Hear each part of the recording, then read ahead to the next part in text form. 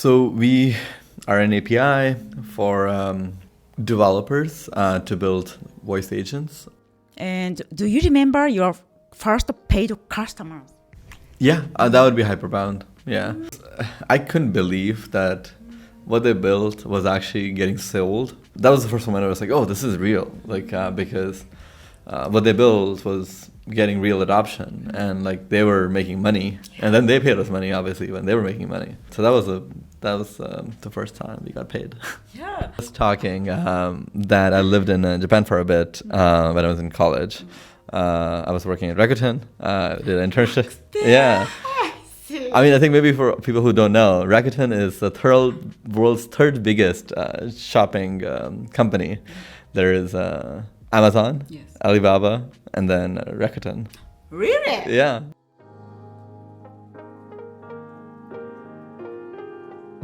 Okay, let's get started. Hi, Nikhil. Thank you so much for being here. How are you? I am well. How are you? Good. Yeah, and this is a Vapi office. Yeah, last Saturday I came to here. I visited your office because of it was a talk event, pitch event, right? Yes. Yeah. Yeah. We love hosting events in the space. It's been really cool to see kind of the voice AI community grow and bud, and I just want to provide a space for it. Nikhil, could you please introduce about yourself? Yeah, sure.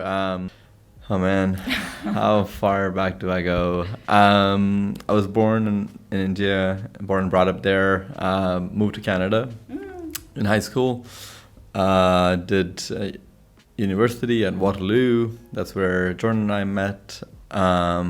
Co-founder. Yes. Oh, really? Yes. Okay. Yes. And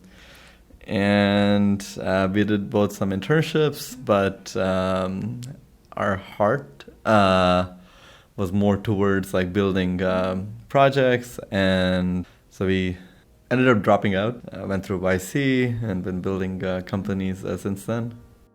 Wow. Okay, you guys met at the university in Waterloo, and then from the Waterloo college in Waterloo is good, but why not? And then you guys both quit. Yeah. Amazing. Yeah.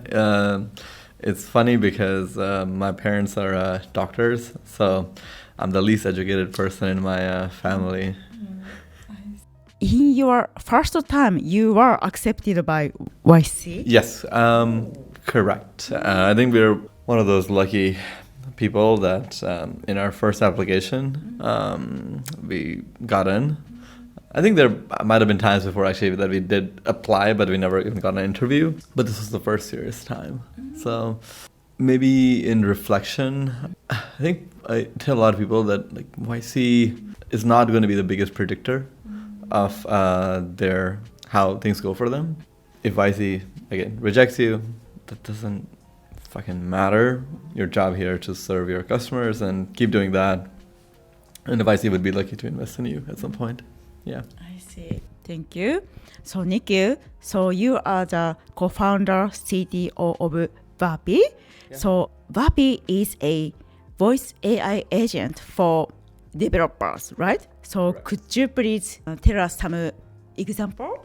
Yeah, of course. So we are an API for developers to build voice agents. Probably the most configurable API out there. We have optimized our stack and infrastructure a lot. So we're quite good and performant. A lot of startups, voice startups use us because they don't want to manage infrastructure. They want a convenient way and get to work in selling to their customers, their product. I think there is also an interesting trend that we're seeing of bigger companies and enterprises also trying to transform themselves and building cool new voice products, cool new voice experiences that also need this API and a platform to build voice agents. Yeah. Oh, I really love as a Vapi startup to support other startup. Yeah. It's super cool concept. Yeah, absolutely. If you, I guess, think back to, I don't know, Stripe, when it started out, it was just two guys like Patrick and John, just helping other startups collect payments. It does really feel wonderful to be part of this community and helping out our friends. And that was a big part of, honestly, like why Vapi exists, because Jordan and I realized that we want to find a mission that feels exciting, which was like talking to computers, and also we love like the builders, like people trying to build a future. Like when my customers can call me at 4 a.m. and I'd be excited to help them because just like I love what they're doing. I love what they're I see.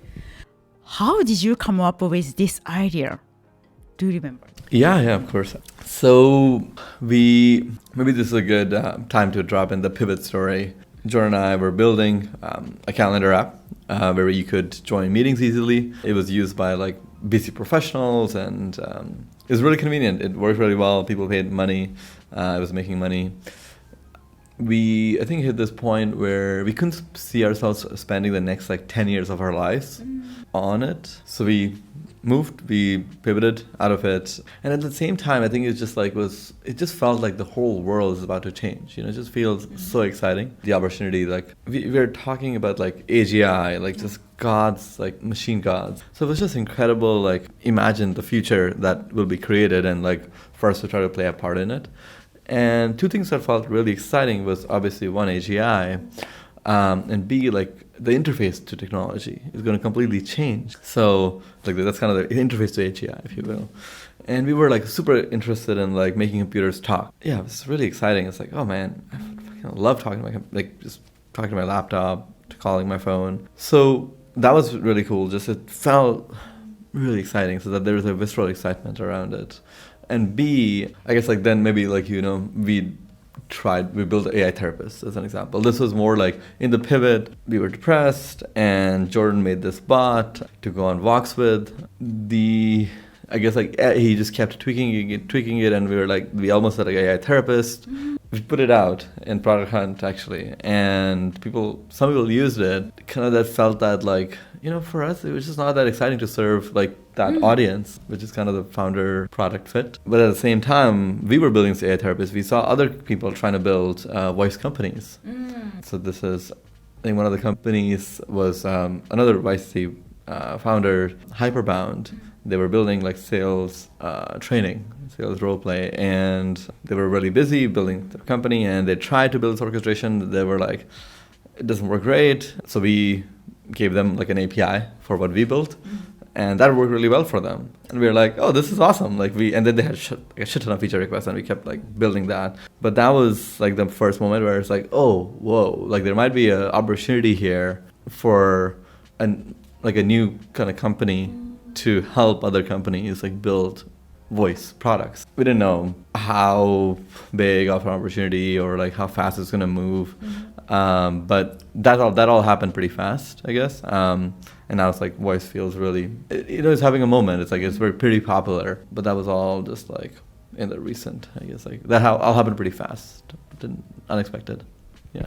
Amazing. And I know, so last Saturday when I visited your office here, other YC startup, like three of co-founders, asked you some questions, and then you started to like a kind of a brainstorming session 1 hour here, right? Yeah. And I realized, okay, Nikhil has super give first mindset. He cannot stop to help people. That's why I feel makes sense. So 2 years ago, you started to help other company and then came up with this idea. It's so beautiful. Yeah. I think maybe my insight, if you will, from trying to do this for a semi-long time, just try to help someone. The amount of companies that die or also just are so irrelevant, is mind-boggling to me. I love the analogy that like YC uses, I think in particular Michael Seibel, he's like hair on fire, where if you have someone whose hair is on fire, that's the kind of level of problem they have, you give them a brick, they hit themselves with it. They don't know that hitting themselves with a brick is not going to actually take the fire off. They'll do anything.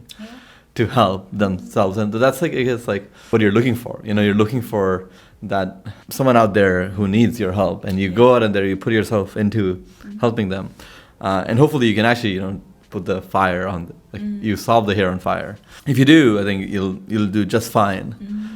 There's more dynamics of like how big the market will get and everything, but like the seed of a company is just this pure intention to help. Absolutely. I see. Beautiful. Amazing. So Nikhil, and then so start you to Vapi after pivoted on 2023. Okay, so at the time. And do you remember your first paid customer?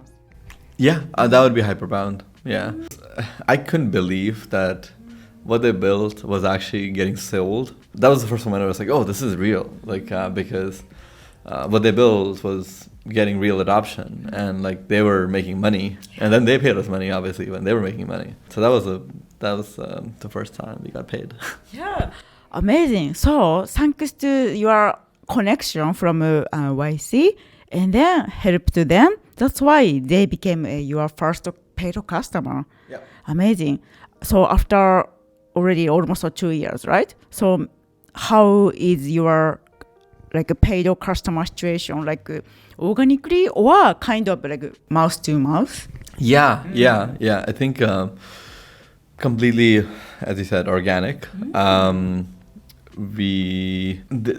I think what happened was there's this moment where what we had built was quite good, and it could replace, it could be helpful to the world in like putting the bots on the phones, where like imagine you call into like, I don't know, a barbershop after hours, and they can be a AI assistant, taking a call. And so there was like this very real ROI, very real like utility to the world in this technology that we had built. And so we had all these like people who started like discovering it, and then they started making money. And then they would like make, videos about it. So it all from there grew and became popular. So I guess maybe the lesson there would be like, if you make something that has, again, you help someone, and ideally you help someone in a way that like helps them make, more money, you'll go pretty far. I see. Yeah. You used to live in Japan, Tokyo, right? Yes. We were just talking that I lived in Japan for a bit when I was in college. I was working at Rakuten, did an internship. Yeah. I mean, I think maybe for people who don't know, Rakuten is the world's third biggest shopping company. There is Amazon, yes, Alibaba, and then Rakuten. Really? Yeah. In the world, in the world, it's huge. The building I worked at was like, I think there's like, I don't know, 15,000 people. It was, but it was mostly I was just there because I wanted to live in Japan and Tokyo. Yeah. How long were you in? How long ago was this? Tokyo. How long? Like how many months or 1 year? I think this was like around like 4 months-ish, like half a year-ish. Yeah. Did you find English speaker? Oh yeah, Tokyo? Tons of English speaker. There's so many expats. Yeah, like foreigners love Japan. So there's so many expats. Yeah. And I also got really good at like pointing things. So I could just get around by like pointing and like talk. You could just talk to Japanese people just like this. They'll understand. They understand pretty well. Yeah. I see.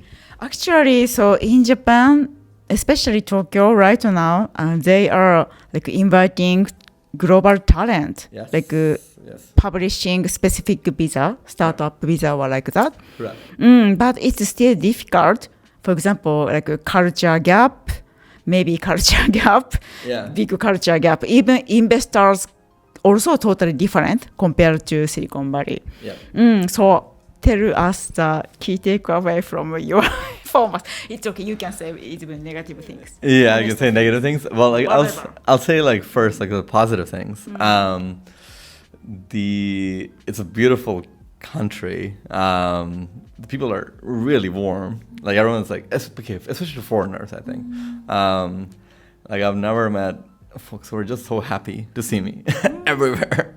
Like you go to like a train guard and like they're like, oh my god, they're like, it's like, and then they're always like, yeah, and then they're always very respectful. Like even in like my manager, people always call me like Gupta-san, Gupta-san. You know, it's like it's just like there is a respectfulness into the culture.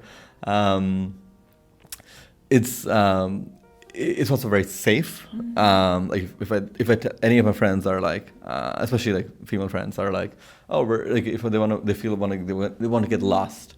And like Japan is the obvious choice because it's just super safe as a country. So those were that I think that's mainly stands out in my experience. The other sides that stood out was one, like the salaryman kind of culture, where I'd be coming back at 11 p.m. and like you just see like people pretty like drunk and like I don't know, they just didn't seem happy. I think I was surprised by the level of like kind of unhappiness, like general unhappiness, I think, that some people felt. Number two, again, this is maybe a judgment, like it's like, and it could be just like I am not holistically seeing something. There is a real fetishization of like children, like in anime. So if you go to Akihabara, yes, yeah, Akihabara, it's kind of funny where like the first floor of these buildings is like arcade. It's fun, it's great. You go one level down, and then you're getting into like maybe some more deep cut animes. And then you just keep going down, and it's like keeps getting a little bit scarier.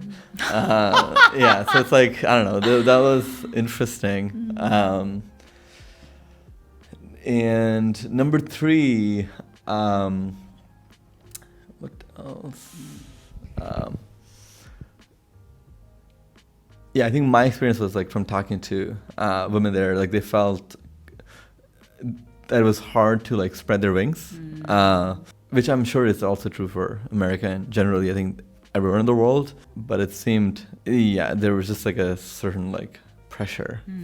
Everyone felt that to just like conform. Okay, so you talked with Japanese female person or foreigner? Ah, really? Yeah, like just a lot of friends. I had, talked to Japanese men, women, everywhere. Yeah. But it's true, like you know, even like female in the workplace. This ranking is super lower than North Korea. Right. 2 years ago was like, wow. I didn't know that. Crazy, right? Yeah. So, and also especially tech, super few female. Yeah. That's why I want to do this podcast, even just my passion project, is I want to bring some good like role model or, hey, girls, there are many such a way. You don't need to, I won't say stuck, but you can choose if you want to. Like, I want to inspire some people. Yeah. Yes, inspire some girls to come to tech. Yeah, that would be great. Yeah. The 3 key takeaways from the conversation with Nikhil, part 1. 1. Startups begin with pure intention to help. Nikhil emphasized that the seed of any successful company is a genuine desire to solve a painful problem. He used the hair on fire analogy from YC. If someone's problem is urgent enough, they will do anything for relief. Your product must be that solution. 2. Pivoting leads to breakthrough. Vapi wasn't the first idea Nikhil and his co-founder Jordan pursued. They started with calendar app and even experimented with an AI therapist. But when they saw other founders struggled to build voice products, they realized their infrastructure could help and pivoted. That shift led to their first paying customers and the birth of Vapi's API. 3. community and give first mindset fuel growth. For Nikhil, building Vapi is not just about API, but about supporting other builders, hosting events, brainstorming with fellow founders, and being available even at 4 a.m. Reflect his give first mindset. This community-driven approach helped Vapi grow organically with customers discovering, then through real utility and word of mouth. Okay, thank you so much for watching our episode today. We hope today's conversation will help your future and career. If you like it, please subscribe us and give you a like. And next episode is the conversation with Nikhil part 2. Okay, please stay tuned. バイバイ。またね。チャオ。